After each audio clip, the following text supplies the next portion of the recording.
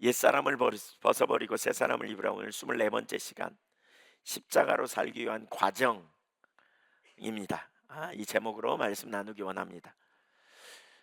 지난주에 우리가 십자가로 사는 삶이 무엇인, 십자가로 사는 삶에 대해서 그것이 놀라운 승리의 삶인 것을 살폈어요. 그런데 십자가로 살기 위해서 과정이 좀 필요합니다. 왜냐하면 십자가는 단순한 이론적 지식이 아니기 때문에 실제적인 체험을 필요로 합니다. 성령님의 선명한 비추심이 필요하고요. 그 비추심은 두 가지로 우리 가운데 나타나는데, 하나는 우리가 죄인이라는 사실을 깨닫는 게 되게 중요하고요. 그 다음에 예수 그리스도께서 죄인된 우리를 구원하시는 유일한 처방임을 발견하고 우리가 구원에 이르는 것입니다. 무엇보다 이 과정에서 진짜 중요한 게 뭐냐면, 자신의 선함 없음을 우리가 발견하고 십자가의 공로를 의지하는 과정이 필요하다는 것입니다. 오늘날 우리 신앙이 실제로 능력이 없는 이유 중에 하나는, 실제적인 능력이 없는 이유 중에 하나는 하나님도 잘 모르고 자기 자신도 잘 모른다는 데 있습니다. 우리가 믿는 믿음의 대상이신 하나님과 인격적 관계 안에서 우리가 하나님을 믿는 거잖아요. 하나님을 믿는다고 할 때 우리는 하나님에 관한 몇 가지 지식을 믿는 것으로 이렇게 생각하기가 쉬운데, 그게 아니라 그랬죠. 아브라함이 하나님을 믿으니 이를 저의 의로 여기시고 그랬어요. 아브라함이 하나님의 몇 가지 지식을 믿었다는 게 아니라 인격체이신 하나님을 알고 그 하나님을 믿은 거예요. 그래서 창세기 12장에 아브라함이 하나님을 알았고, 창세기 15장에서 하나님이 아브라함에게 자신을 계시하시되 나는 너의 방패, 나는 너의 상급이라고 말씀하시죠. 그리고 창세기 17장에서 나는 전능한 하나님이야, 너는 내 앞에서 행하여 완전하라, 이렇게 말씀하시거든요. 그러니까 하나님을 아는 만큼 우리가 하나님을 신뢰할 수 있어요. 그리고 하나님을 신뢰함으로 우리 삶에 그 모든 영역의 문제도 맡기고, 또 하나님을 의지하여 우리가 어려움을 당할 때 하나님 앞에 길을 구하고, 또 우리의 삶을 인도하심을 구하고, 우리가 이런 자리로 갈 수 있는 거죠. 예수님이 내가 곧 길이요 진리요 생명이라고 말씀하셨잖아요. 그러니까 예수님이 길이신 줄 믿으세요? 그러면 우리는 예수님을 따라가야 돼요. 예수님 아니면 다른 길로, 엉뚱한 길로 빠지게 되기 때문에 우리는 예수님을 따라가야 돼요. 예수님을 믿는 거예요. 예수님에 관한, 예수님이 길이라는 사실을 믿는 게 아니고, 길 대신 예수님을 믿으면 길 대신 예수님을 따라가는 거예요. 생명 대신 예수님을 믿으면 생명 대신 예수님을 따라가는 것이 우리의 신앙이에요. 예수님을 신뢰하는. 그래서 우리가 하나님을 알아야 돼요. 아는 만큼 우리가 주님을 믿을 수 있어요. 그러니까 문제는 하나님 잘 모르면 우리의 삶에 신앙의 능력이 있을 수가 없다는 거죠. 하나님을 아는 만큼 하나님을 믿고, 믿는 만큼 하나님의 영광을 경험할 수가 있게 되는 것이죠. 마찬가지로 우리 자신도 누구인지 알아야 돼요. 우리가 성경에서 인간이 누구인지를 말할 때 인간이 죄인이라고 가르치고요, 죄인이기 때문에 하나님의 아들이 우리를 위해 십자가에 달려 죽으셨잖아요. 우리를 위해 오셨고 우리를 위해 죽으셨어요. 근데 자기가 죄인이라는 사실을 별로 모르면 하나님의 아들과 상관없는 자리에 우리가 있게 된다는 거죠. 그러니까 하나님의 은혜도 하나님의 사랑도 잘 몰라요. 뭘 모르면? 자기가 죄인이라는 사실을 잘 모르면. 그래서 하나님과 온전한 관계 가운데 있을 수가 없는 거죠. 하나님의 아들이 육신을 입고 오셨다. 왜 오셨냐? 죄인을 구원하기 위해 오셨다. 근데 내가 죄인이라는 사실을 제대로 모르면 어째 그리스도가 필요하겠어요? 자기가 죄인이었고 그리스도만이 유일한 구원자라는 사실을 알게 될 때, 그때부터 우리는 그리스도를 믿음으로, 그리스도 안에서 그리스도를 신뢰함으로 살아가는 거죠. 그리스도를 의지하여 그리스도의 인도하심을 따르고 은혜를 구하고 그리스도를 힘삼고 그리스도를 지혜 삼고 그리스도를 구원 삼고 그리스도를 능력 삼아 살아가는 거죠. 능력 삼아 살아가는. 이게 그리스도인이에요. 그리스도인은 그리스도 밖에 있는 사람이 아니에요. 그리스도인은 그리스도 안에 있는 사람, 그리스도를 의지하는 사람, 그리스도를 따르는 사람, 그리스도를 자신의 능력 삼고 살아가는 실제적인 삶. 이게 그리스도인이에요. 자기를 잘 모르면 그리스도를 의지하기보다는 자기 힘과 자기 노력을 여전히 의지하고 자기 힘과 노력으로 하려고 하다가 안 되면 절망하고 좌절하고 혹은 자기 힘으로 하려고 하고 자기 힘으로 살아가려고 하기 때문에 성경에 약속된 능력이 다 쏟아져요. 바울 사도가 고린도전서 1장 17절에 십자가의 능력이 헛되지 아니하게 하려고 이런 표현을 하거든요. 근데 그 표현이 뭐냐면 십자가의 능력이 쏟아지지 않게 하려고 이런 말이에요. 십자가의 능력이 쏟아지면 안 되잖아요. 그렇죠? 십자가의 능력이 그리스도를 힘삼아야 되는데 여전히 자기를 과신하여 자기가 힘삼고 자기 능력을 붙잡고 자기 목적을 위해 살고 자기 관점으로 자기 방법으로 살아가면 십자가의 능력이 쏟아져요. 우린 주 없이 살 수 없는 자요. 우린 주님을 따르는 자들이고 주님을 의지하는 자들이에요. 매 순간마다. 그래서 우리가 그렇게 살기 위해서 뭐가 있어야 되느냐? 예. 우리가 인식돼야 될 중요한 한 가지는 성경이 말하는 그대로 우리가 누구인지를 알아야 돼요. 인간이. 그래야 십자가의 공로가 우리에게 효력을 발휘하고 우리는 십자가의 능력을 의지하여 살아가는 그리스도와 연합된 삶의 능력을 우리가 올바로 알게 되는 것이죠.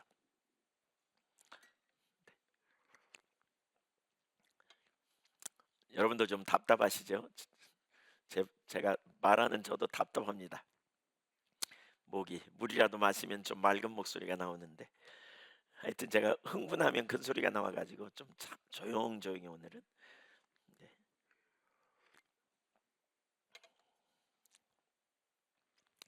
십자가와 관련된 많은 책들을 보면 제가 본 대부분의 책들에는 이런 표현이 있어요. 십자가는 이론적 지식으로 알 수 있는 게 아니다. 체험적 지식이 필요하다. 예를 들어 제시펜 누이스라고 하는 분이 십자가의 도라는 책을 썼는데 체험을 되게 강조해요. 이렇게 말해요. 십자가의 내적인 진리는 결코 인간의 지식이나 이성으로는 파악할 수 없다. 십자가의 내적인 진리는 인간의 이성이나 지식으로 파악할 수 없다는 거예요. 갈보리에서의 그리스도의 죽음은 너무나 위대하고 두려울 정도로 실제적인 사건이었기 때문에 경험적으로 그 죽음의 실제에 동참한 자만이 참 의미를 이해할 수 있다. 십자가의 도는 단순히 신학적인 교리가 아니다. 하나님께서 십자가의 진리를 우리 안에 계시하실 때에 단순한 지식적인 이해를 초월하여 우리의 삶 속에 전개되는 실제적인 경험을 통해서 나타내신다. 무슨 얘기예요? 십자가는 이론적 지식으로 알 수 있는 게 아니라는 거예요. 하나님께서 우리에게 십자가의 도를 알게 하실 때 지식적인 이해로 가르치는 게 아니고 실제적인 체험을 하게 한다는 거예요. 무슨 체험이요? 우리가 죄인이라는 사실을 알게 한다는 거예요. 우리가 심각한 죄인이라는 사실을 깨닫게 해준다는 거예요. 이 심각한 죄인임을 발견할 때 무슨 일이 벌어져요? 그래서 예수님이 나를 위해 죽으셨구나. 이걸 체험적으로 알게 해주신다는 거예요. 그러니까 주님이 우리에게 십자가의 진리를 깨닫게 하실 때 무슨 일이 자꾸 일어나느냐? 내가 죄인이라는 사실을 자꾸 보게 하겠죠.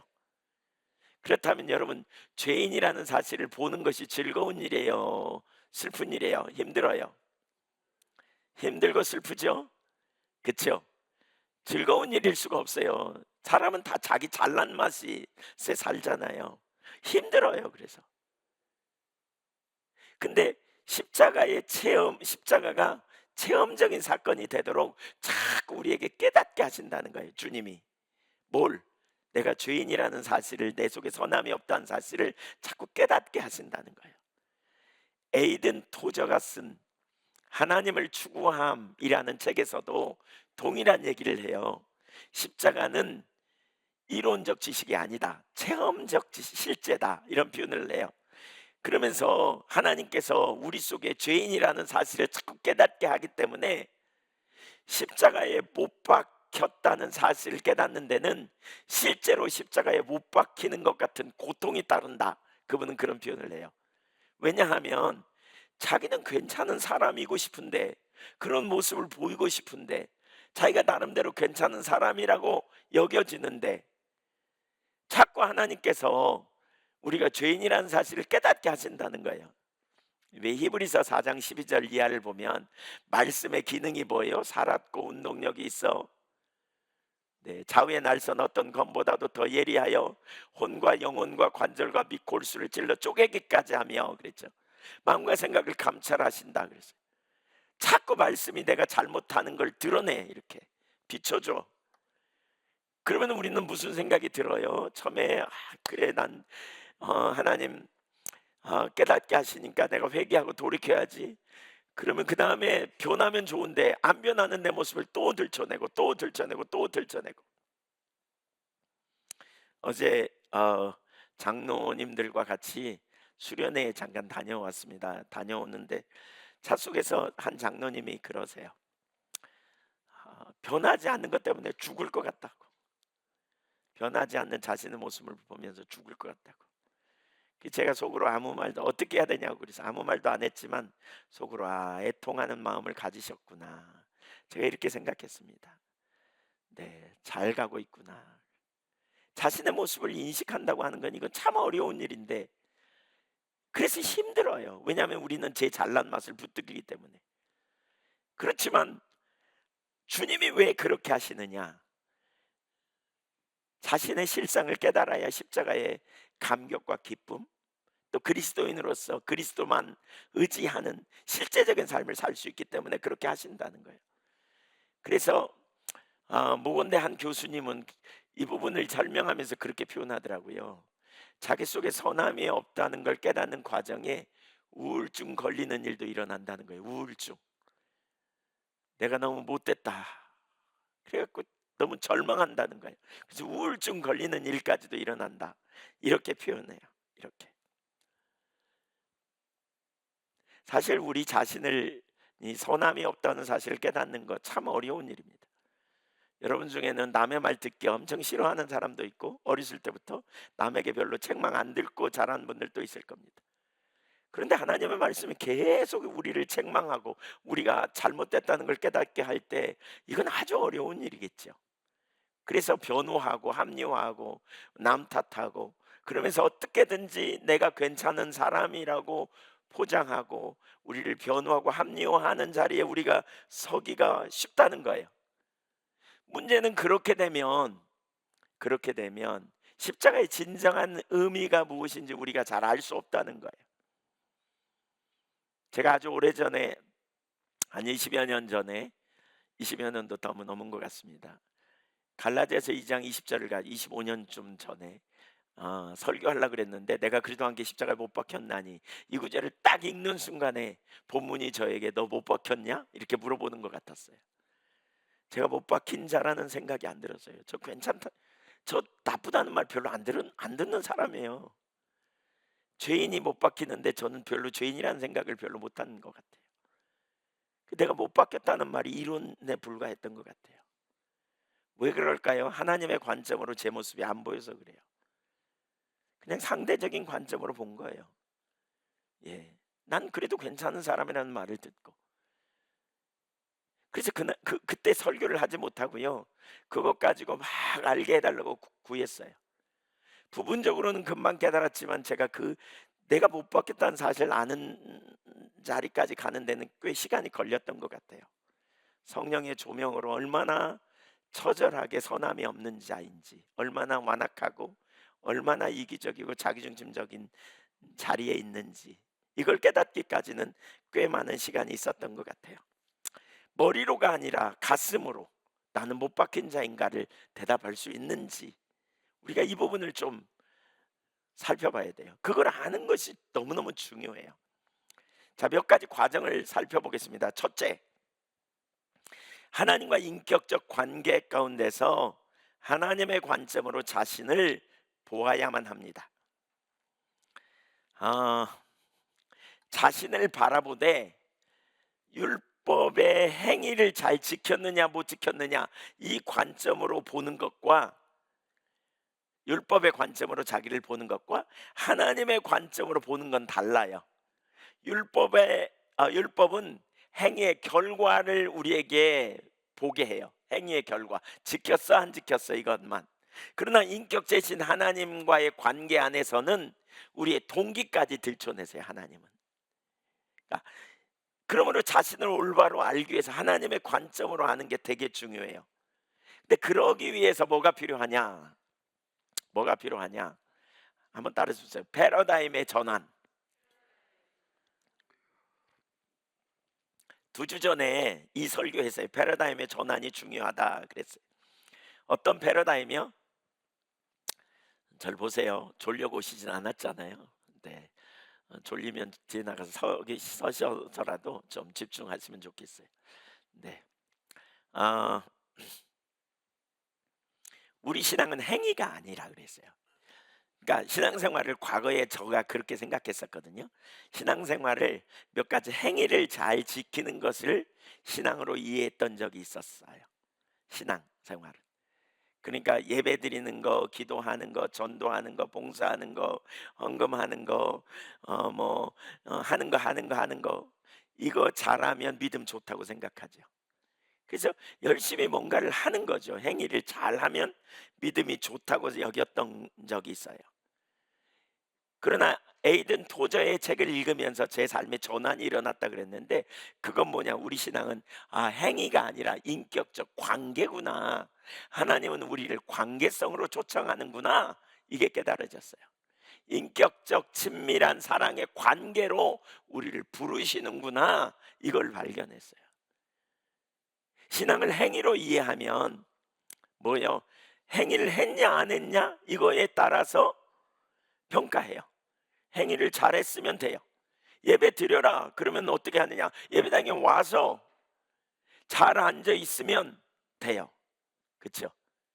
근데 인격적 관계 안에서의 우리의 신앙이라면 예배당에 와 있는 거 중요하지만 거기서 끝나지 않아요. 하나님은 예배당에 와 있는 걸 보는 게 아니라 예배당 안에서 하나님의 말씀을 듣고 하나님과 만남이 있는 예배를 드리기를 원하는 거예요. 이사야 시대에 무진장 많은 재물을 갖다 바치고 1년에 3차례 남자들은 보이러 오라 그러니까 보이러 왔고, 학자들이 이사야 시대에 이스라엘 백성들의 종교적인 그 행위는 성경의 구약 성경에 그 하나님이 내이기나 출애굽기에 말씀하신 그대로 잘 지켰다는 거예요. 그래서 그들은 그대로 잘 지켰어요. 근데 주님은 뭐라 그러시냐면, 하나님은 나는 너희의 재물을 받지 않는다. 그러면서 뭐라 그러냐? 누가 너희 보이러 오라 그러더냐? 너희는 내 마당만 밟았다. 이렇게 표현해요. 하나님 보이러 오라 그랬는데 그 의미 속에는 뭐가 있느냐? 인격적 관계 안에 하나님과 만남이 있는 예배를 원하셨던 거예요. 신앙을 두잉으로 이해하잖아요. 그러면 기록된 말씀을 들으면 이거 지켰어? 안 지켰어? 이것만 생각해요. 근데 관계로 이해하면요, 그거 한 가지 지켰어 안 지켰어의 문제가 아니에요. 관계는 상당히 복잡해요. 관계는 그 이상이잖아요. 저는 가끔 이제 지금도 제 아내와 제가 결혼한 지 30년이 넘었지만, 지금도 어떤 때는 제 아내가 말하는데 무슨 말인지를 못 알아들 때가 있어요. 그리고 그렇게 말하는데 모르냐고 저한테 물어봐요. 몰라요. 그냥 그래서 기분이 어떤지 몰라. 뭐라 해도 저만 그런가요? 그런 분 있죠? 동조해 주세요. 있어요? 그런 분 알고 계시면 손 들어보세요. 그런 분이랑 함께 사는 분 손 들어보세요. 함께 사는 분. 네. 두 분 다 손 드시네 저기는. 네. 두 분 다 손. 네. 사람과의 관계는 이렇게 몇 가지 하고 안 하고의 문제가 아니에요. 그 이상이에요. 인격적 관계는 그 이상이라고요. 예배당에 왔으면 됐지 뭘 또 원해. 근데 주님은요, 예배당에 오는 것 와야 돼. 오라 그랬으니까 와야죠. 그게 명령이야. 와야 돼. 근데 그다음에 뭐 하래요? 거기서 만나래요. 주님의 말씀을 듣고. 말씀을 들으면 또 그걸로 끝나나? 순종했냐 안 했냐 이렇게 또 따져 또. 그러니까 관계성은 훨씬 복잡한 겁니다, 여러분. 율법주의적인 신앙은 어떻게 보면 쉬워요. 몇 가지만 하면 되니까 그냥 하고 안 하고 뭐 이런 거예요. 그러니까 그렇게 따지면 바리새인들의 믿음은 되게 좋은 거예요. 율법주의 신앙으로 따지면 그들은 잘 지키고 잘했잖아요. 실제적인 인격적 관계는 그보다 훨씬 복잡하다니까요. 훨씬 복잡해요. 신앙을 율법주의적인 신앙, 두잉의 문제로 이해한다면 예배당에 와서 설교 시간에 말씀을 듣는 것을 정보를 축적하는 것으로 이해해요. 정보를 하나씩 쌓아. 그런데 설교를 뭐라 그래요? 하나님 말씀이래. 그러면 하나님이 내게 주신 말씀이면 그 말씀을 들을 때 우리는 인격체이신 하나님이 나에게 주시는 말씀으로 받고 인격체이신 하나님 앞에 반응을 해야 돼. 만약에 보세요, 여러분. 여러분의 남편이나 아내가 여러분에게 말했어. 근데 무시해 보세요. 한 번 무시해, 두 번 무시해, 세 번 무시해. 그러면 무슨 생각이 들어요? 관계 잘 맺어요, 못 맺어요? 예레미야 7장을 보면 하나님이 그렇게 말씀하세요. 내가 새벽부터 부지런히 너에게 말하여도 너희가 듣지 않았다. 언약을 유지하는 비결이 뭐냐? 몇 가지 행위를 잘 지키는 문제가 아니라 너희가 내 말을 듣고 언약을 지키는 거다. 이렇게 표현했고요. 예레미야 7장에 보면 무수한 재물이 되게 무엇이 유익하냐 그러면서 너희가 갖다 바치는 재물 너희끼리 갖다 너희나 처먹어. 목소리 들여 갖고 그렇게 말하니까 좀 리얼한 것 같네요. 그쵸? 근데 사역을 그렇게 했어요. 너희끼리 갖다 너희나 처먹어. 그러면서 뭐라 그러냐? 내가 너희에게 원하는 건 너희가 내 말을 듣고 순종하는 거야. 이게 인격적 관계입니다. 인격적 친밀한 관계예요. 우리 신앙은.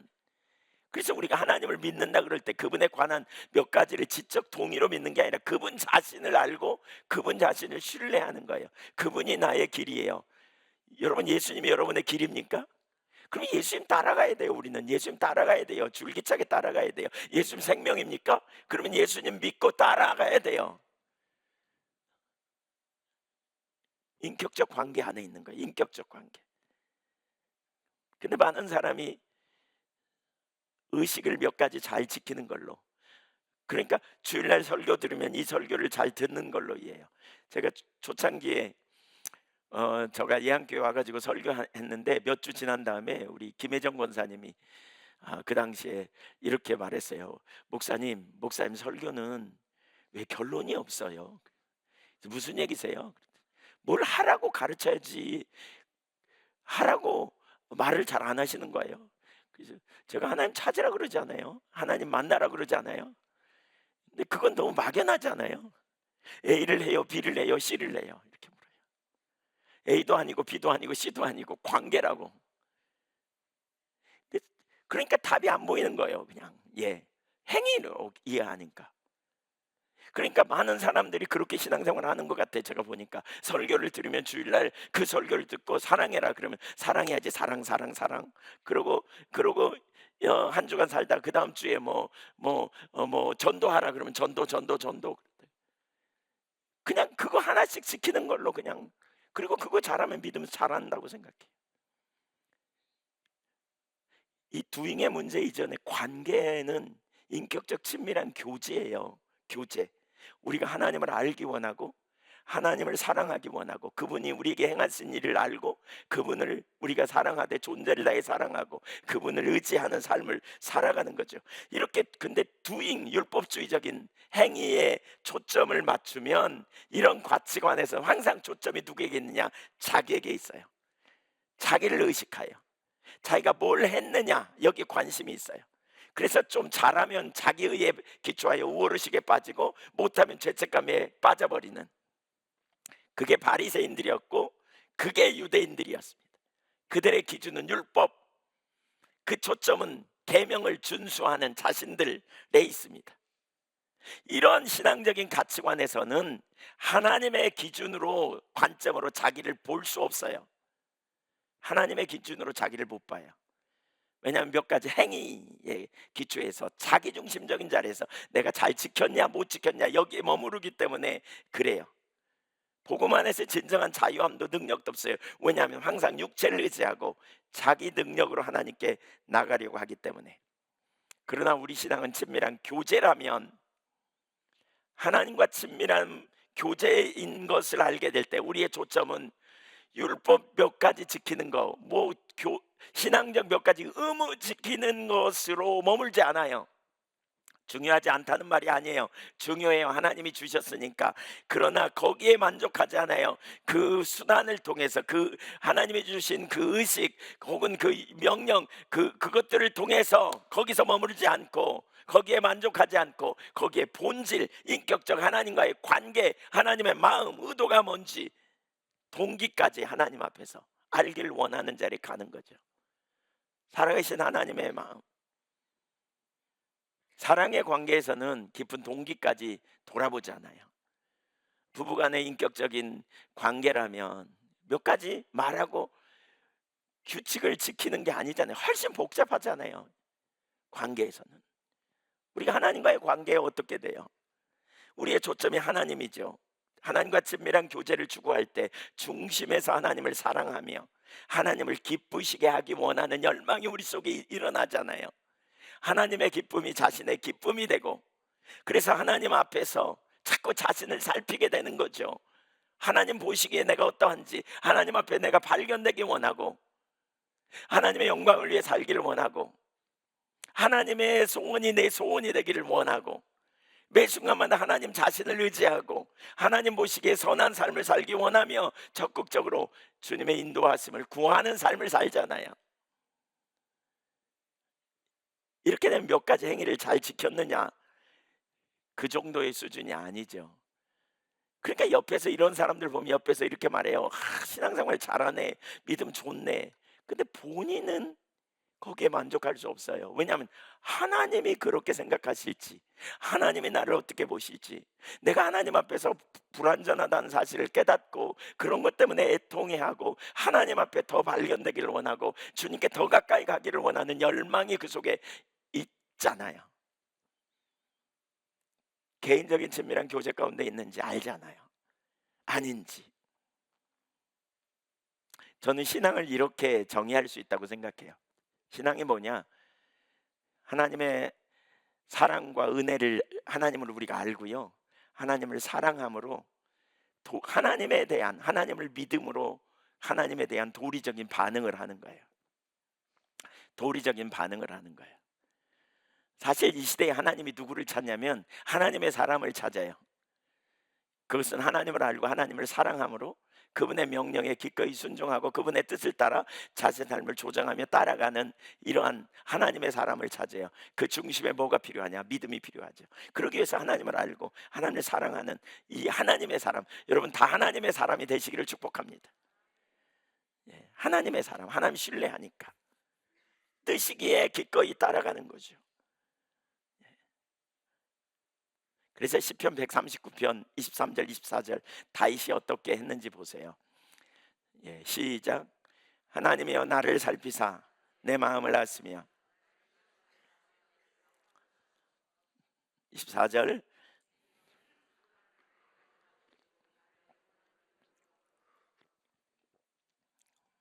그는 오직 하나님 앞에서 발견되기를 원해요.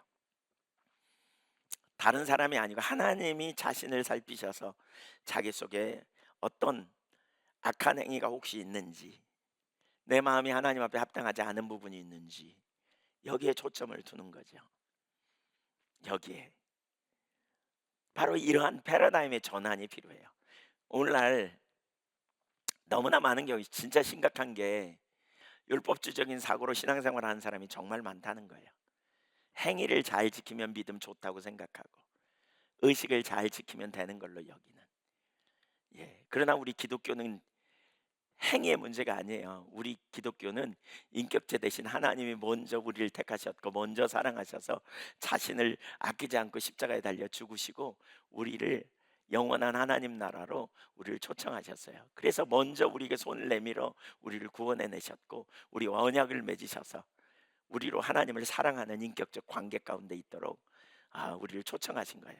우리가 하나님을 알고 하나님을 사랑하고 그리고 하나님을 신뢰하는 거예요. 저는 주님을 신뢰합니다. 여러분도 주님을 신뢰하시죠?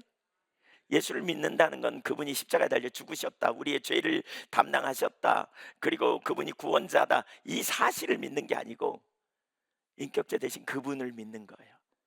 하나님의 아들이 나를 위해서 육신을 입고 이 땅에 오셨고 모든 죄를 담당하시고 저주를 받으셔서 십자가에 달려 죽으셨고, 그러나 죄 없으신 그분은 사흘 만에 부활하셔서 하늘에 오르시고 하나님 보좌 우편에서 왕노릇 하시는, 나는 이제 그분을 믿는 믿음 안에서 하는 거예요. 그분을 믿기 때문에 내가 염려하지 않는 거예요. 왜냐하면 그분이 세상을 이기셨거든요. 왜냐하면 그분이 나의 힘이 되시거든요. 왜냐하면 그분이 우리의 지혜가 되시거든요. 왜냐하면 그분이 우리의 능력이 되시거든요. 그분이 세상 끝날까지 함께 하신다고 하셨거든요. 우린 그분을 신뢰하는 거예요. 예수를 믿는다는 것은 그분에 관한 몇 가지 지식을 지적인 동의로 믿는 게 아니에요. 인격체 대신. 그래서 예수를 믿는 순간 우리는 인격적 교제가 시작되었고 인격체이신 주님을 신뢰함으로 우리가 기도하는 거예요. 인격체이신 주님께 우리가 염려를 맡기는 거예요. 인격체이신 주님께 우리 자신을 마음을 고백하고 인도하심을 구하여 적극적으로 따라가는, 이것이 우리의 신앙인 거죠. 패러다임이 혹시 여러분 중에 안 바뀌었다면 변화되면 좋겠습니다. 바뀌셔야 돼요. 바뀌셔야 돼요. 이런 부분을 정말 오래 나누기도 하고 또 얘기해도 잘 안 깨달아지는가 보더라고요. 많은 사람에게 이게 깨달아져야 돼. 선명하게. 난 누구를 믿는다? 하나님을 믿는다. 나는 하나님을 믿는다. 여기엔 몇 가지, 그분에 관한 몇 가지가 아니에요. 그분 자신을 신뢰하는 거예요. 나를 사랑하사 나를 위하여 자기 자신을 버리신 하나님의 아들.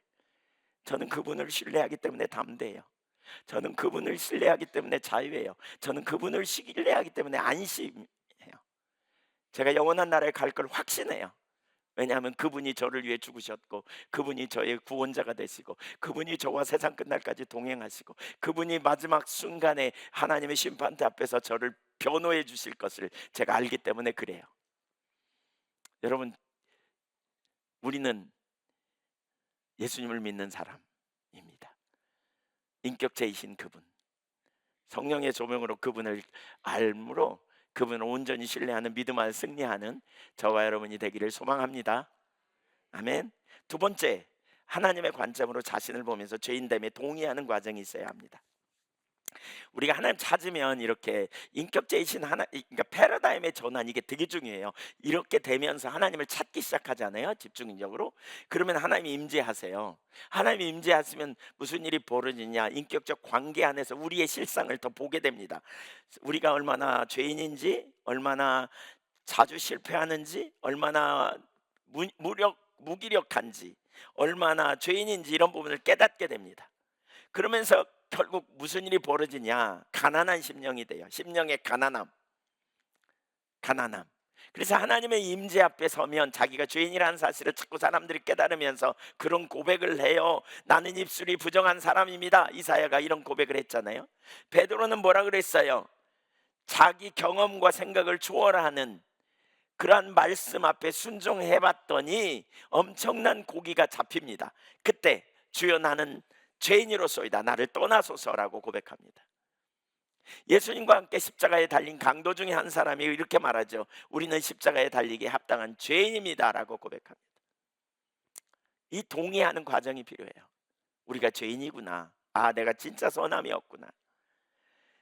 우리가 하나님을 기쁘시게 할 만한 게 없다는 사실을 성령께서 깨닫게 하실 때마다, 조명하실 때마다 내가 그렇다고 고백해야 돼요. 한번 따라하십시오. 변호하지 맙시다.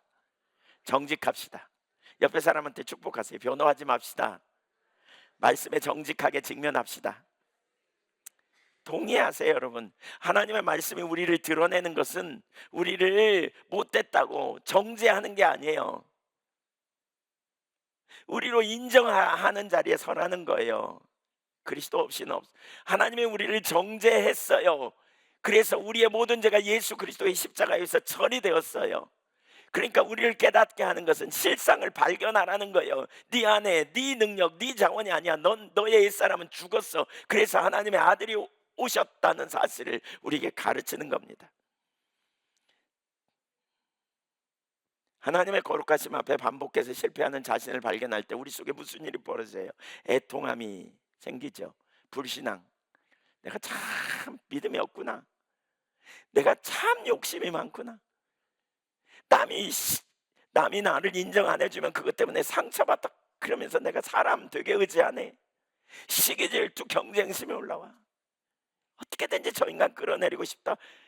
자기도 모르게 그런 자리에 있는 모습을 퍼뜩 깨닫게 되면서 다른 사람에게 악한 감정을 품고 있는 자신을 보면서 내가 왜 이럴까? 야, 진짜 내가 형편없는 인간이구나. 이런 모습을 자꾸 깨닫게 될 때 그런 자신을 바라보며 슬퍼하는 거죠. 하나님 기쁘시게 하기 원하지만 그렇게 하지 못하는 자신을 보면서 애통하는 거예요. 이거 단순한 슬픔이 아닙니다. 마음이 아파 하나님 앞에 우는 겁니다. 하나님, 제가 이렇게 안 살려고 했는데 왜 이런지 모르겠습니다. 그러면서 애통해 하는 자리로 가는 거예요. 이런 애통함이 부흥을 가져와요. 이런 애통함이 자신의 애통함 또는 다른 사람의 모습을 보면서 애통해요. 주님 은혜 없이는 안 되는 걸 깨닫는 거죠. 이걸 자꾸 발견하면서 동의하는 거예요. 이게 원래 접니다. 절대 부인하지 마세요. 이게 원래 저라고 말해야 돼. 이게 원래 저라고. 로마서 7장 22절 23절을 보세요. 바울 사도도 이런 고백을 한단 말이에요. 내 속으로는, 속사람으로는 하나님의 법을 즐거워하되. 24절 23절 같이 읽어주세요. 시작.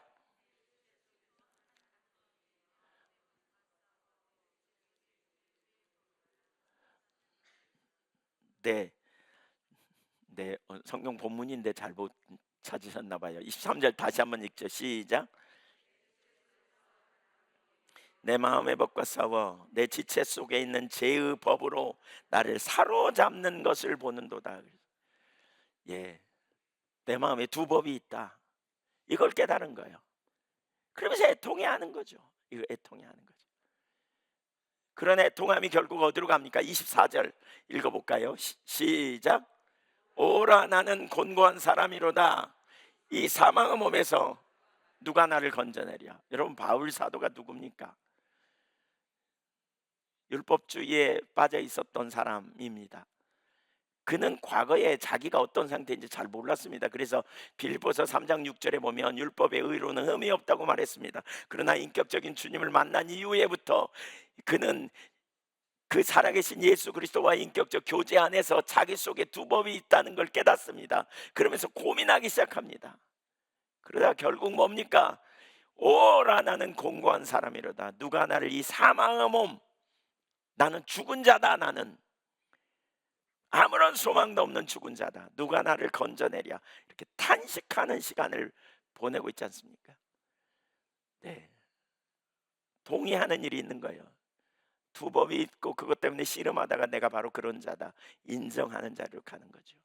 지금 그 자리에 있습니다. 바로 여기까지 우리가 가야 돼요. 변호하지 말고 합리화하지 말고 정직하게 직면해요. 어떤 사람들은요, 저희가 가끔 이제 과거에 어떤 때는 목회자들끼리 모여가지고 우리의 마음이 합당하지 못하다, 내 마음이 합당하지 못하다, 이런 부분을 막 죄를 고백하는 일이 있었어요. 그러니까 요한 웨슬리가 한 소그룹 모임에서 그런 걸 고백했어요. 무슨 유혹을 받았는가, 무슨 죄를 지었는가, 그 유혹을 혹시 이겼는가 아니면 실패했는가, 이런 걸 공개적으로 고백했어요. 대여섯 명의 그룹들이 모여서. 그래서 이제 저희가 그런 걸 고백하는 시간이 있었어요. 어떤 분이 이제 내가 이렇게 마음의 시기가 있고 질투가 있고 또 어떤 때는 원치 않는 그런 인터넷 미디어 이런 음란 이런 그림도 가끔 보일 때가 있다. 그러니까 그것 때문에 힘들다. 그랬더니 한 분이 덜썩 이렇게 말하더라고요. 그거 안 본 사람이 어디 있어? 다 괜찮아. 그럴 수 있지. 뭘 그래? 그러는 거예요. 그러니까 더 이상 고백이 안 돼. 얘기가 안 돼. 우리가 두잉 율법주의에 빠지면요, 사실 율법주의에 빠진 것도 아니고 그건 말도 안 되는 건데요, 율법주의에 빠지면 그럴 수도 있지 뭐, 육신을 입었는데 어떻게 그렇게 살아, 그리고 딱 접어버리고 갑니다. 그러니까 말씀 앞에 정직한 직면이 안 돼요. 하나님 말씀 다 쳐내버립니다. 그러나 인격체이신 살아계신 하나님과의 개인적인 관계에 있으면 절대로 그렇게 갈 수가 없죠. 그것 때문에 고민하고 씨름하는 거죠. 자신의 실상이 어떤지 하나님 앞에서. 그래서 보통 그런다니까요. 옆에서는 다 믿음 좋네, 와 잘하는데 뭘 고민해, 그런다니까요. 근데 본인 하나님 앞에서 애통해 하는 거죠. 바로 그런 순간에 변호하지 않고 내가 그렇다고 인정하고 동의하는 과정이 필요하다는 거예요. 그럴 때 하나님의 임재가 있고요, 거기에 놀라운 은혜가 있어요. 예. 여러분, 우리의 삶이 우리가 하나님과의 인격적 교제 안에 진지해지려면 우리의 모임, 소그룹 모임에서도 그런 게 나눠져야 돼요. 그것 때문에 통회하고 은혜를 구하고, 그래서 우리 주님 은혜 아니면 안 되는 걸 발견하고요. 세 번째, 십자가를 체험적으로 경험하며 하나님 중심으로 나아가야 합니다. 자신에 대해 반복해서 절망하게 되면서 예수님이 왜 십자가를 지셔야 했는지, 십자가에 나타난 하나님의 은혜와 사랑이 무엇인지 분명히 깨닫게 됩니다. 그렇게 되면 더 이상 자신을 붙드는 일을 그만하게 됩니다. 자신에 대한 기대감을 내리고 오직 우리 주 예수 그리스도의 공로만을 의지합니다. 반복적인 실패 가운데 우리 주님의 십자가의 은혜가 넘치게 되는 경험을 하게 됩니다. 25절을 읽어보겠습니다. 로마서 7장 25절 같이 한번 읽죠. 오늘 본문 시작. 우리 주 예수 그리스도로 말미암아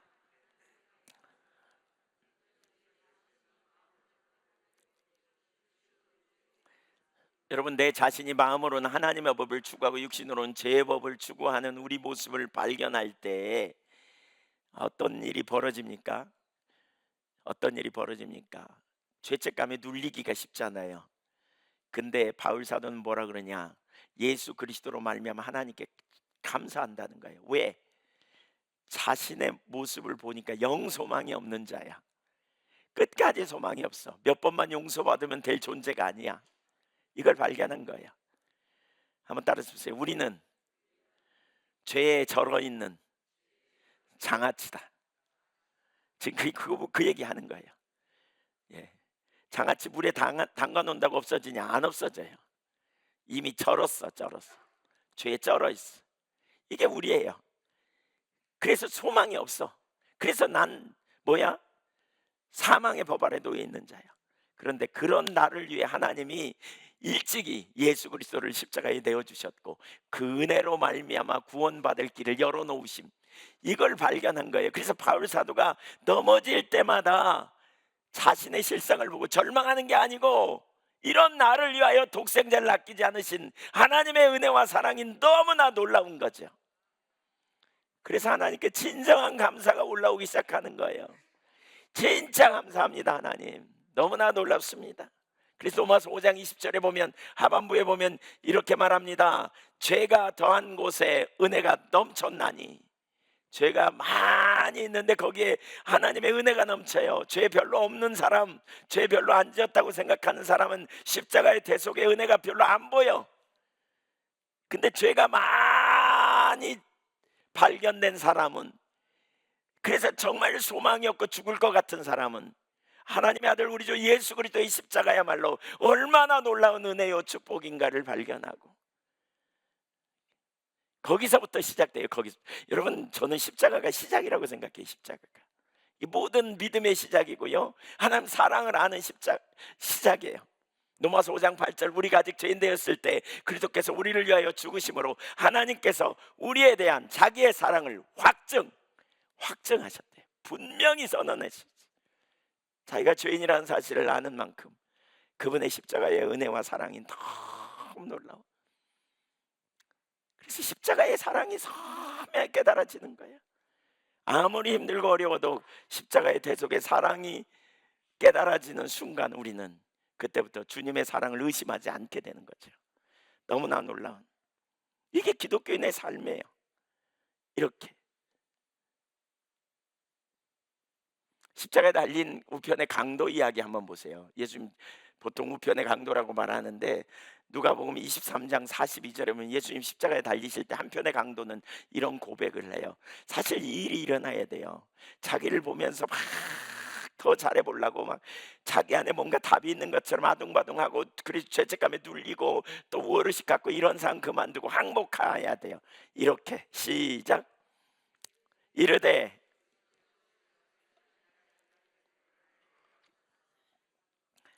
하나님 그러자 무슨 약속을 주시나 보세요. 43절 예수께서 이르시되 내가 진실로 내게 이르노니 오늘 내가 나와 함께 낙원에 있으리라 하시. 항복하세요. 죄 지은 여러분 모습 때문에 죽겠습니까? 주님, 이게 접니다. 그래서 주님이 필요합니다. 그래서 예수님이 필요합니다. 이렇게 고백하며 나가세요. 이렇게. 이게 바로 심령의 가난함이에요. 자신의 모습을 보면서 절망함. 이게 심령의 가난함이에요. 이게 예수님이 가르치신 팔복의 가장 기본이죠. 심령이 가난한 자는 복이 있나니 천국이 그들의 것이며. 이 우편의 강도 심령의 가난한 가운데 있는 거예요. 나는 달려 죽기에 합당합니다. 내가 어떻게 살았는지 모르겠습니다. 내가 죄를 범했습니다. 나는 달려 죽기에 합당한 자입니다. 예수님, 날 기억하소서. 예수님, 오늘 내가 너와 함께 낙원에 있으리라. 주님이 동행하시는 삶, 거기 놀라운 위로와 평강이 있는 삶, 이것이 놀라운 축복이죠. 이게 우리가 예수 믿는 그리스도인이라면 이게 바로 애통입니다. 더 나아가 애통하는 자는 위로를 받을 것이요 그랬어요. 하나님이 가까이 계셔서 위로해 주신다는 거예요. 마틴 도이존스 목사님이 쓴 산상 설교집에 보면 애통의 의미에 대해서 이렇게 말해요. 애통의 의미를 먼저 알기 전에 주님을 그의 구세주로 구속주로 알 수 있는 사람은 하나도 없습니다. 애통하는 사람은 자신의 죄성과 절망을 보고서 그리스도를 발견케 됩니다. 성령께서 그의 완전한 만족의 대상으로서 예수 그리스도를 그에게 계시하실 때는 사람이 철저한 절망 속에 있는 자기를 볼 때인 것입니다. 성령의 조명으로 자기가 얼마나 심각한 상태인지 본 사람, 그 사람이 애통함으로 주님 앞에 나갈 때 성령의 조명으로 주님께서 자신을 위해 죽으셨고 하나님의 보좌 앞에서 자기를 위해 변호인으로 서 계심을 본다는 거예요. 주님의 놀라운 계획을 본다는 거예요. 완전한 사랑을 거기서 본다는 거예요. 놀라운 위로와 안식이 거기 있다는 거예요. 놀라운 안식과 위로가 십자가 대속의 은혜. 그래서 이게 필요해요. 매 순간마다 우리가 넘어질 때 변호하지 말아야 돼요. 실패할 때 변호하지 마세요. 누구 탓하지 마세요. 기독교인은 자꾸 그리스도인은 누구 탓하면 안 돼요. 누구 때문이라고 이유되거나 핑계대면 안 돼요. 내가 그렇다고 동의하는 거예요. 힘들어. 힘들 수 있어요. 그러나 그렇게 직면해야 돼요. 그 정직이 얼마나 중요한지 몰라요. 정직이. 무엇보다 인격자 되신 하나님과의 개인적인 교제 안에서 정직하게 내가 그렇다고, 이게 나라고 저 주님 없이는 안 되는 자라고. 마귀는 계속 참소하죠. 어쩌면 여러분 중에 한두 번 그랬을지도 몰라요. 혹은 몇 번 그랬을지도 몰라요. 그런데 또 넘어져. 근데 완전히 항복한 사람과 절반쯤 항복한 사람의 차이가 그거예요. 완전히 항복한 사람은요, 넘어지고 또 넘어져도 이게 나라고. 그래서 저 예수님 없이는 안 된다고. 은혜가 넘쳐. 절반쯤 항복한 사람은 몇 번은 은혜가 넘치는데 몇 번 다음에는 또 눌려. 여전히 자기에게 소망을 두니까. 아세요? 아무런 소망도 없어요 우리에게. 우리의 의 내세울 게 아무것도 없는 거죠. 그래서 우리 주님의 은혜가 필요해요. 제 아내의 예를 좀 들어보겠습니다. 전에 축전교회에 있을 때 저희 부부 중에서는 제 아내가 먼저 이런 체험을 하나님께서 하게 하셨는데, 왜냐하면 제 아내는 모범생이었거든요. 제가 보니까 어렸을 때부터 혼난 적이 없대요. 부모님께도 혼난 적이 없고, 저는 두드러도 많이 맞고 학교에서도 맞고 그랬는데 제 아내는 학교에서도 안 맞고 집에서도 안 맞고 꾸지람도 안 듣고 그랬대요. 그런 거 듣는 거 자체를 수치스럽게 생각하는 저랑 좀 다른, 예, 다른. 근데 만나서 한 집에 사니 좀 힘들죠? 힘들겠죠. 어쨌든 다른 부류예요. 근데 이제 목회하면서 저희가 여기 화순으로 왔잖아요. 저보다 제 아내가 훨씬 어려웠을 거예요. 왜냐하면 목회 사역이, 그러니까 어떤 때 밖에 제가 나갔다 오면 누가 왔다 갔대, 어떤 성도님이 왔다 가셨대요. 근데 뭐라 그러더냐 그러니까 모르겠대. 그래서 왜 모르냐 그랬더니 사투리로 말해가지고 30%밖에 못 알아듣겠대.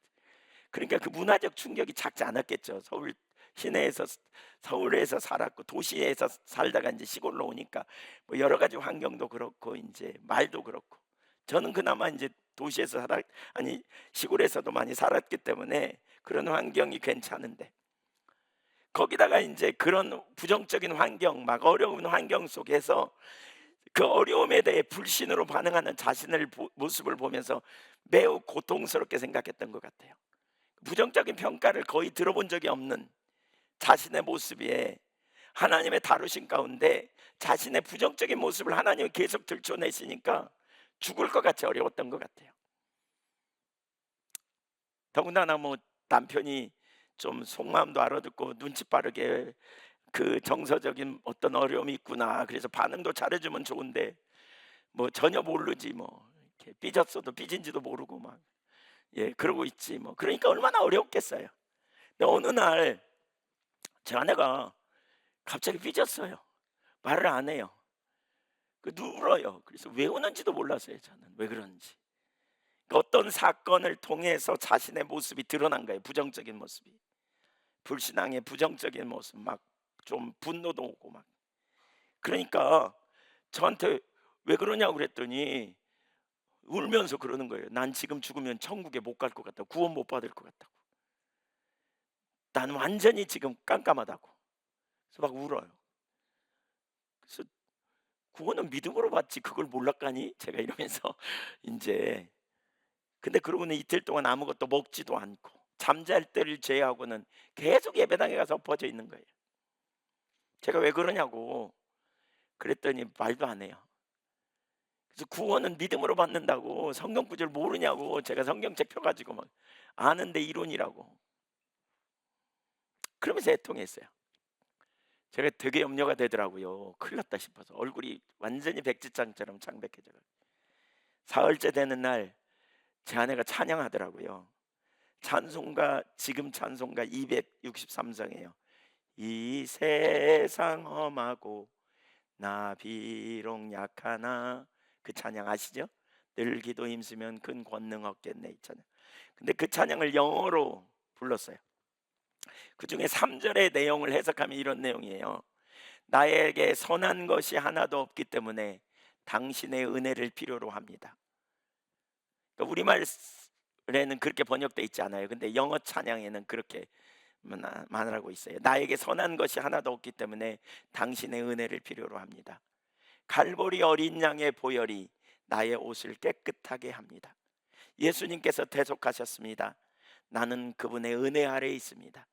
죄는 붉은 얼룩을 남겼지만 주님이 눈과 같이 깨끗하게 씻기셨습니다. 이 찬양을 반복해서 부르고 또 부르고 또 부르고 그러더니 한참 있다가 405장 나 같은 죄인 이제 살리신, 요즘 305장이죠. 어메이징 그레이스, 나 같은 죄인 살리신 주 은혜 놀라와를 막 울면서 막 부르더라고요. 네.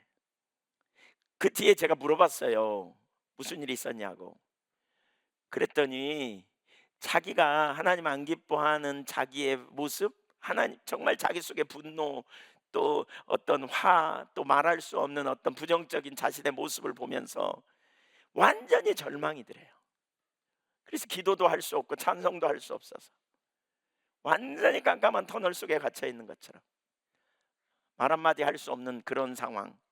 근데 갑자기 터널 끝에서 한 줄기 빛처럼 이렇게 빛이 비치듯이 내가 곧 길이요 내가 곧 진리요 내가 곧 생명이라고 하지 않더냐, 그래서 내가 곧 길이요 내가 곧 진리요 내가 곧 생명이라고 하지 않더냐 라는 음성이 들렸다는 거예요. 그제서야 예수님이 왜 십자가를 지셔야 했는지, 우리가 왜 예수님이 아니면 안 되는지 이런 게 깨달아지면서 과거에 읽었던 그 보았던 찬송가 263장에 그 영어로 보았던 그 찬양이 생각이 나서 그걸 펴서 보다가 그게 그렇구나. 내 속에 선함이 없어서 예수님이 나를 위해 죽으셨구나. 그래서 갈보리의 보혈이 나를 정결케 하는 것이구나. 내 의로 하나님 앞에 나갈 수 있는 아무런 공로도 없구나. 이게 선명하게 깨달아졌다는 거죠. 그래서 그걸 찬양으로 고백하면서, 그래서 나 같은 죄인 살리신 주님의 은혜가 너무나 놀랍다는 고백이 바로 이 고백이구나. 그날 이렇게 주님을 찾고 구하고 부르는 그 자리로 가게 됐다는 거예요. 그날. 그러면서 왜 예수님의 십자가 없이는 안 되는지, 그리고 더 나아가 그 경험 이후에 자기를 부인하는 게 뭔지, 자기중심성이 아니고 오직 하나님만 목적되어진 삶, 하나님의 은혜 없이는 안 되는 것, 그리고 물론 이제 그 뒤에 시간이 걸렸지만 믿음에 의한 삶이 뭔지, 왜 예수 그리스도를 믿음으로만 온전케 될 수 있는지를 발견하는 자리로 가게 되는, 그리고 왜 성령 아니면 안 되는지를 깨닫게 되는 이 삶으로 전환되게 됐다는 거죠. 십자가에서 우리 속에 선하면, 우리는 할 수 있으면 내가 하려고 하죠. 내 자원으로, 내 능력으로, 내 노력으로. 그러다가 좀 하면 뭔가 우월의식 갖고, 못하면 죄책감에 팍팍 눌려버리는 상태에 우리는 머물러 있는데, 그러면서 여전히 자기의에 충만해서 다른 사람을 섬기면서도 내 의로 하다가 상처받고 우리가 도망가고 숨고 그런 경우가 되게 많잖아요. 왜? 내 힘으로 하려고 하니까, 나를 안 알아주니까. 율법주의적 순종에는 지분이 따라요. 지분이 요구돼요. 내가 했다고 하니까 지분이 요구돼요. 그래서 안 알아주거나 사람이 섬기다가도 시험 드는 자리로 자꾸 돌아가는 거죠. 나는 이렇게 섬기는데 어떻게 저럴 수 있어? 이런 생각이 우리 속에 올라오고, 그러니까 넘어져요. 그러나 내 속에 선함이 없다는 걸 알고, 내가 섬기는 것도 내 자원이 아니고, 내가 뭔가 이렇게 누군가에 베푸는 것도 내 자원이 아닌 것을, 주님의 은혜였다는 것을 알게 될 때, 우리는 주님의 은혜를 더 구하고 찾는 자를 우리가 나가는 거죠. 그래서 주님 앞에 나가는 거예요. 이렇게 하나님 자원으로 섬기는. 그래서 왜 이런 찬양 있잖아요. 우리 많이 불렀던 찬양. 저 장미꽃 위에 이슬 아직 맺혀 있는 그때 귀에 은은히 소리 들리니 주 음성 분명하다. 주님 나와 동행을 하면서 나를 친구 삼으셨네. 우리 서로 받은 그 기쁨은 알 사람이 없도다. 예. 밤 깊도록 동산 안에 주와 함께 있으려 하나. 이 삶이 너무 좋아. 친밀한 교제 안에 괴로운 세상에 할 일 많아서 날 가라고 명하신다. 괴로운 세상에 할 일이 많으니까 가라. 그래서 주님과 이 만남 가운데, 이 교제 가운데, 주님의 위로와 주님의 은혜와 주님의 능력 가운데 그냥 주님과 교제 안에 있으려고 하나. 괴로운 세상에 할 일 많으니까 날 가라고 보내셔 주님이. 그래서 가는 거예요. 섬기되, 여기 섬기다가 지치면 다시 와. 주님과 우리 서로 받은 그 비밀은 알 사람이 없도다. 그런 친밀한 교제 가운데 있으면서 또 나가 섬기는 거죠. 또 나가 섬기는, 이게 하나님 백성의 삶인 것이죠. 우리 안에 답이 없어요. 우리 안에 능력이 없어요. 우리가 상처받을 것이 없어요. 예, 우리 김능자 권사님 버전으로 말하면 상처받을 것이 없어. 네, 상처받을 것이 없어요. 왜냐하면 우리 옛사람은 죽었어요.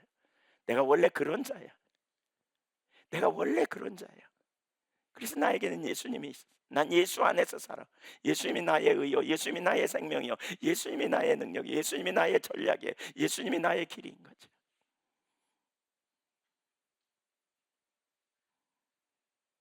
한계 안에 갇혀 있는 것 깨뜨리고.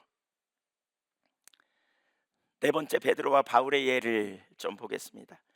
베드로의 예를 보죠. 누가복음 22장 31절 이하에 보면, 시몬아 시몬아, 같이 읽어보죠. 시몬아 시몬아, 보라, 사탄이 너희를 밀가부터 하려고 요구하였으나 그러나 내가 너를 위하여 내 믿음이 떨어지지 않기를 기도하였노니 너는 돌이킨 후에 내 형제를 굳게 하라.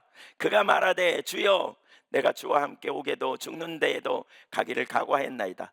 베드로는 대단히 열정적인 사람이었습니다. 그는 진리라고 생각하면 기꺼이 삶을 조정하고 따랐던 사람입니다. 주님이 깜깜한 밤에 바다 위에 파도를 타고 걸어오는 그 장면에도 배에서 뛰어내린 사람입니다. 그는 주를 위해 충분히 죽기를 각오하는 이런 정도의 사람입니다. 그런 베드로에게 돌이킨 후에 형제를 굳게 하라, 깨어 기도하라, 사단의 시험이 올 밤에 있다. 그러자 베드로는 뭐라 그럽니까? 여전히 그는 감옥에도 죽는데도 주와 함께 가기를 준비하였나이다. 그는 열심히 대단한 사람이었습니다. 그런데 그 열심을 통해서 하나님이 일하시지 않습니다. 기억하십시오, 여러분. 저는 열심히 있는 사람 되게 좋아합니다. 그러나 그 열심이 자기 자원일 수 있다는 사실을 기억해야 합니다. 자기 열심으로 막 하려고 합니다. 그러니까 뭐 굉장히 헌신되고 열심이죠. 근데 베드로가 그 열심으로 가다가 어떻게 했습니까? 결국 예수님을 3번이나 부인해 버렸습니다. 절대 예수님 절대 예수님 부인하지 않겠다고 큰 소리 빵빵 쳤습니다. 그러나 결국 그는 예수님을 부인합니다. 60절, 22장 60절 보겠습니다. 베드로가 이르되 이 사람아, 나는 내가 하는 말을 알지 못하노라고 아직 말하고 있을 때 닭이 곧 울더라. 61절 읽으시죠. 주께서 돌이켜 베드로를 보시니 베드로가 주의 말씀 곧 오늘 닭 울기 전에 내가 3번 나를 부인하려 했음이 생각나서 밖에 나가서 심히 통곡하니라. 닭이 3번 울었어요. 베드로는 절대 부인 안 한다 그랬거든요. 근데 부인해 버렸어요. 여러분, 우리가 다시 나누지만 우리가 할 수 있는 영역이 있고 할 수 없는 영역이 있어요. 예수님이 은혜를 구하라고 하면 은혜가 필요한 시점인 거예요. 그렇죠? 근데 베드로는 자기가 할 수 있다고 생각하되 할 수 없는 영역까지 자기가 할 수 있다고 큰 소리 치다가 결국 예수님 3번 부인한 거예요. 그러니까 닭이 울었어요. 그가 왜 울었을까요? 닭이 울자 그가 나가서 통곡하며 울었다 이렇게 말하잖아요. 왜 울었을까요? 주님을 부인한 미안함도 죄책감도 있었겠지만 그것보다도 더 큰 이유는 주님을 부인한 자신에 대한 실망감 때문이었을 것입니다. 장담했지만 막상 닥치는 상황이 되자, 어떤 상황이 닥치자 주님을 부인해버린 자신을 보면서 얼마나 실망스러웠겠는가라는 생각을 해볼 수 있습니다. 아, 내가 이 정도밖에 안 되는구나. 아, 내가 심각하구나. 내가 말씀대로 살 수 있는 자니까 아니구나. 한편으로 하나님이 우리를 빚으실 때요, 자기의 한계를 경험하는 것은 놀라운 축복입니다. 왜냐하면 내가 할 수 없는 것을 분명히 인식할 때 우리는 능력 주신 주님을 의지하여 살기 때문에 그렇습니다. 베드로의 일생의 전환점이 되는 사건, 그때 이후로 그는 더 이상 자신을 과신하지 않습니다. 그는 자신을 알았습니다. 자신의 무능함을 알았습니다. 주님을 기쁘시게 할 수 없다는 사실을 깨닫습니다.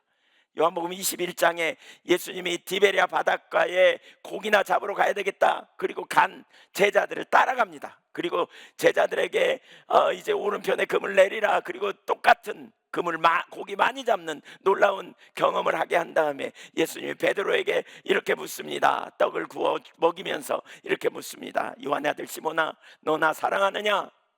3번 묻죠. 그러자 베드로가 뭐라 그래요? 내가 주를 사랑하는 줄 주께서 아십니다. 이렇게 대답했습니다.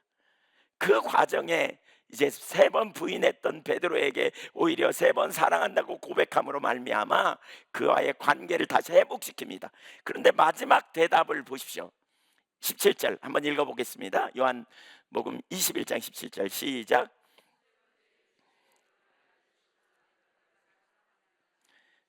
주께서 3번째 내가 나를 사랑하느냐 하심으로 베드로가 근심하여 이르되 주님, 모든 것을 아시오매 내가 주님을 사랑하는 줄을 주님께서 아시나이다. 예수께서 이르시되 내 양을 먹이라. 자, 저는 여기 베드로가 이 고백이 정말 필요한 고백이었다고 생각해요. 예수님이 이 고백을 기다리지 않았나 싶어요. 무슨 고백이요? 주께서 근심하여 이르되 주님, 모든 것을 아시오매. 주님, 모든 것을 아시오매. 뭘 알아요? 주님, 제가 전에 큰 소리 쳤잖아요. 그러나 넘어졌잖아요. 이거 아시지요? 하나님, 내가 주님 사랑한다고 지금 큰 소리 치지만 언제 넘어질지 모르는 인생임을 주님은 아십니다. 이런 고백이에요. 여러분, 이 고백이 우리에게 필요해요. 우리가 큰 소리 치지만 우리 힘으로 안 된다는 걸 인식해야 돼요. 믿음의 사람은 그래서 주님을 찾아요. 주님을 구해요. 주님의 인도를 구해요.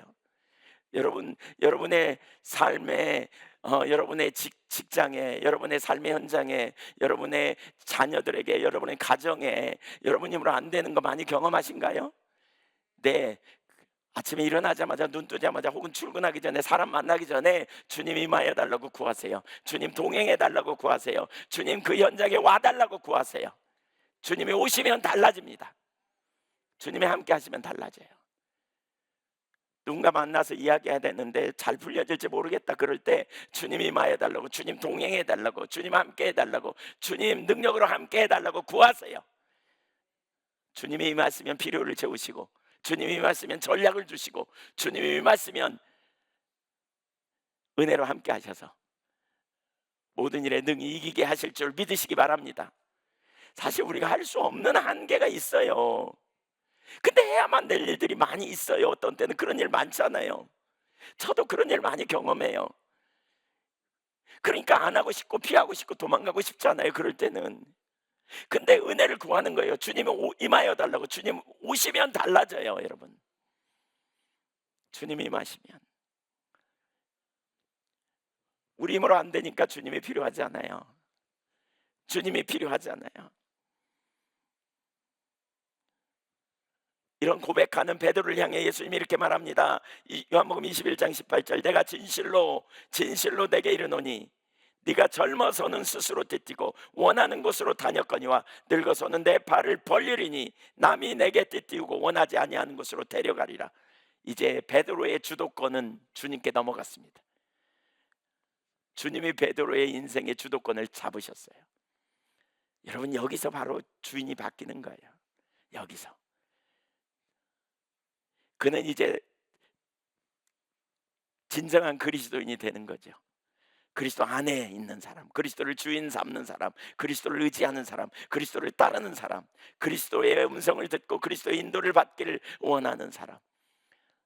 그 이후에 베드로의 삶이 어떤지 아시잖아요. 사도행전에 성령이 그에게 임하시면서 그가 나아갈 때 안전뱅이를 치유하시는 놀라운 일이 있죠. 사람들이 그를 다 주목하니까 베드로가 뭐라 그래요? 어쩜 우리를 주목하냐? 너희가 죽인 예수를 하나님이 존귀하게 하셨다. 예수님이 하셨다. 그리고 예수님께 딱 영광을 돌리잖아요. 그는 성령의 사람이 됩니다. 주도권을 주님께 드리는. 십자가는 그래서 능력이라고 저는 생각해요. 이게 십자가의 능력이에요. 이게 십자가예요. 로마서 7장에서 바울이 오라 나는 곤고한 사람이로다. 누가 나를 이 사망함에서 건져내랴. 소망 없다는 거죠. 끝장이라는 거죠. 그래서 나는 더 이상 나를 의지하지 않는다는 거잖아요. 자기를 보지 않기 때문에 죄 짓는 자신을 바라보면서 하나님의 관점으로 해석하는 거예요. 완전히 항복한 사람은 죄 짓는 자신을 보면서 야, 그리스도 없으면 큰일 날 뻔했네, 이렇게 바뀌는 거예요. 완전히 항복한 사람은 항복 안 하니까 죄책감에 또 눌리고 또 눌리고 또 눌리고 그런 거예요. 십자가의 대속의 은혜가 아니라 죄가 있는 곳에 은혜가 있다는 말이 무슨 말인지 이해도 안 되는 거죠. 완전히 항복한 사람은, 그렇죠, 넘어질 때마다 그리스도 안에 생명의 삶. 이 삶. 마지막 바울의 예 하나만 더 들어볼까요? 바울의 고백을 보십시오. 바리새인으로서 대단히 열심합니다. 철저히 자신을 발견하면서 결국 십자가가 왜 그렇게 능력인지를 고백하고 있습니다. 빌립보서 3장 6절을 한번 볼까요? 바울의 열심. 빌립보서 3장 6절 시작. 열심으로는 교회를 받게 하고 율법의 의로는 흠이 없는 자라. 그는 율법의 의로 흠이 없었어요. 여러분, 율법주의에 빠지면 율법으로 의로 흠이 없다고 고백할 수도 있어요. 내가 뭐 잘못했는데 나 잘했어. 난 별로 죄 안 졌어. 나 정말 하나님 기쁘시게 살았어. 이렇게 말하면서 인생을 마감하는 사람도 적지 않아요. 기독교인 중에요. 행위에 집중하면 doing, 행위 잘했다는 거예요. 나는 몇 년 동안 신앙생활하면서 새벽기도 한 번 안 빠지고 모든 공예배 한 번도 안 빠지고 나는 뭐하고 이렇게 내세우거든요. 성경을 1년에 몇 독하고 뭘 하고 잘하셨어요. 근데 그걸 자랑 삼을 거는 아니야. 그리고 그 평가는 하나님이 하시는 거예요. 그렇게 했는데 주님이 그럴 수도 있어. 내 앞에 보이러 오니 누가 너 그것을 원하느냐, 너는 내 바닥만 밟고 가더라, 이럴 수도 있어요. 행위의 문제에 초점을 두면 항상 doing, 거기에 초점을 둬요. 그러니까 율법의 의로 흠이 없다고 고백할 수도 있어요. 그러나 인격적인 주님을 만나면 상황이 달라져요. 바울 사도가 인격적인 주님을 만나면서 상황이 달라졌어요. 자기 속에 두 법이 있다는 걸 깨닫고 그는 그것 때문에 절망하잖아요. 절망하죠. 인격적인 하나님과의 관계 가운데 서면 상황이 달라져요. 그분의 눈으로 우리 자신이 보이기 시작하니까 그래요. 그래서 갈등하죠. 애통해죠. 두 법이 있다는 거죠. 그러면서 나는 공고하다. 누가 나를 건져내랴. 내가 죄인 중에 괴수다. 이런 고백을 바울은 하게 되잖아요. 그래서 갈라디아서 2장 20절에 내가 그리스도와 함께 십자가에 못 박혔나니 그런즉 이제는 내가 사는 것이 아니요 오직 내 안에 그리스도께서 사시는 것이라. 이제 내가 육체 가운데 사는 것은 나를 사랑하사 나를 위하여 자기 자신을 버리신 하나님의 아들을 믿는 믿음 안에서 사는 것이라. 여러분, doing에 초점을 두는 사람은 행이 과거에 자기가 행한 일 쫙 언급하거든요. 그리고 직분이 뭐였고 이거 언급하고 그거 바라보고, 그리고 더 이상 주님과 현재적인 관계성에서 주님을 추구하고 주님을 기쁘시게 하려고 살려는 실제적인 더 계속된 그 자리로 안 가요. 그래서 졸업해, 졸업. 네. 아니, 예. 신앙적으로 졸업했다니까요. 하나님과의 관계 이만큼 충성했고 이만큼 헌신했으니까 이제 하나님 날 천국은 갈 거고 이제 이 다음에 이제 이렇게 졸업해. 그런 분들 적지 않아요. 그러니까 연세 드시고 이러면 신앙생활 놓아버려. 하나님을 향한 열망도 사모함도 갈망도 없어요. 옛날 했던 얘기만 주워 세우지만 현실적으로는 여전히 마음속에 불평도 나오고 원망도 나오고 이런 일들이 계속 올라오는 거죠. 자유함이 없는. 이거 심각합니다, 여러분. 우리 신앙은 인격적 관계성인 것을 알아야 돼요. 그래야 끝까지 우리가 주님 나라 갈 때까지 사는 거죠. 선함이 없다고 인식한 바울 사도. 그러나 이제 그는 십자가를 새롭게 발견합니다. 로마서 8장 1절 2절 읽어보겠습니다. 시작. 그러므로 이제 그리스도 예수 안에 있는 자에게는 결코 정잠이 없나니 이는 그리스도 예수 안에 있는 생명의 성령의 법이 죄와 사망의 법에서 너를 해방하였습니다. 그러면서 진정한 승리의 길이 뭐냐? 3절 4절입니다. 시작.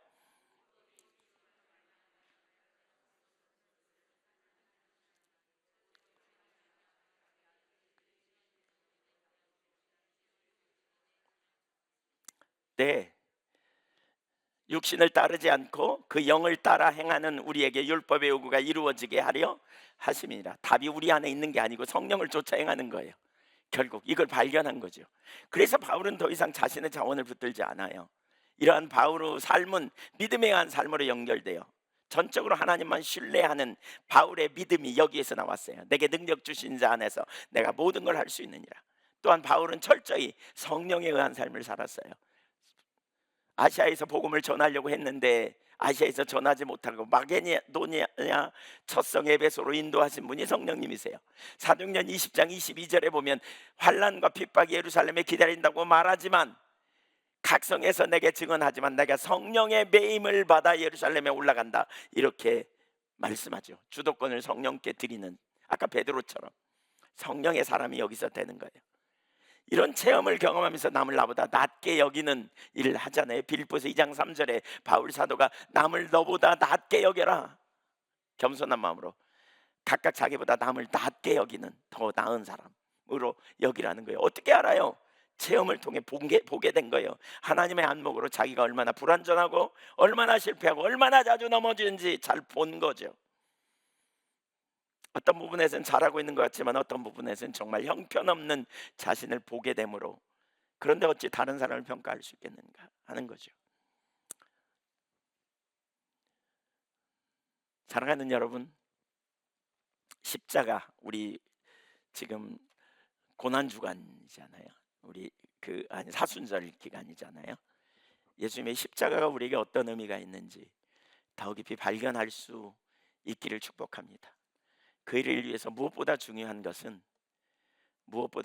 하나님과 우리와의 친밀한 인격적 교제이다. 우리 신앙은 이 패러다임의 전환이 참 필요해요. 제가 보니까 우리 많은 사람들이 신앙을 율법주의 신앙에 오늘날 머물러 있어서 행이 잘 지키는 것으로, 몇 가지 규칙 잘 지키는 것으로 이렇게 전락시켰어요. 근데 이건 정말 심각한 거예요. 그렇게 되니까 신앙이 생생한 하나님과 친밀한 매 순간 교제하는 실제적인 자리까지 못 나가고요. 그렇게 되니까 자신을 제대로 보지 못하는 거예요. 우리가 얼마나 선함이 없는지 깨닫고 발견하고, 그래서 정말 하나님 앞에 매번 내가 동의하고 인정하여 죄책감에 눌리는 대신, 그래서 그리스도 없이는 안 된다는 걸 발견하고 나아가는, 그리고 실제로 주님만 의지하는 그런 믿음의 삶으로 저와 여러분 모두가 설 수 있기를 소망합니다. 그리스도가 답입니다. 우리는 그리스도입니다. 우리는 그리스도 안에 있는 자입니다. 우리가 우리 안에 답이 있지 않습니다. 우리 자신 붙드는 것 철저하게 내리고 주님 의지하고 나갈 수 있기를 소망합니다. 매번 깨달아질 때마다 내가 죄인이라고 인정하십시오. 변호하지 마십시오. 그래서 주님이 오셨다고 고백하십시오. 이렇게 한 발씩 한 발씩 한 발씩 나갈 때 정말 놀라운 승리가 저와 여러분의 삶에 주어질 것입니다. 아멘. 기도하겠습니다.